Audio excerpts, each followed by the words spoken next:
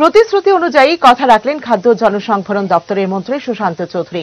অতি সম্প্রতি সাংবাদিক সম্মেলনে তিনি বলেছিলেন, পুজো প্রাক্কালে ন্যায্য মূল্যের দোকানগুলোতে চিনি, ময়দা, সুজি দেওয়া হবে বিনামূল্যে।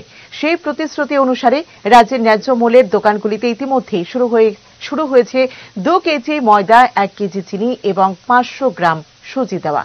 খাদ্যমন্ত্রী সুশান্ত চৌধুরীর হাত ধরে বৃহস্পতিবার রাজধানীর কৃষ্ণনগর এলাকায় ন্যায্য মূল্যের দোকানে দেওয়া হল এই সব খাদ্য সামগ্রী।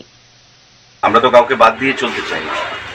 9,83,000 কার্ড হোল্ডার মানে সারা রাজ্যের ধর্মনগর থেকে সাবরুম পর্যন্ত প্রতিটা অংশের মানুষ, প্রতিটা অংশের জনগণ, গরিব ধনী প্রতিটা অংশের জনগণ 9,83,000 লক্ষ কার্ড হোল্ডার, 83,000 কার্ড হোল্ডার, তো প্রত্যেকে পাবে।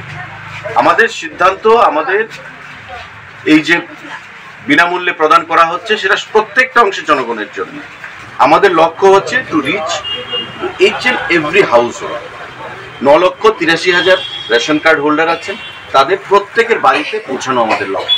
এবং এবারকার পুজোতে আমরা তাই বিনামূল্যে আমাদের ক্যাশ ক্রেডিট অ্যাকাউন্ট থেকে 6,84,00,000 টাকা ক্যাশ ক্রেডিট অ্যাকাউন্ট থেকে আমরা প্রদান করছি খাদ্য দপ্তরে, মানুষের কথা বিবেচনা করে মানুষকে উৎসাহ প্রদান করার জন্য, আনন্দ প্রদান।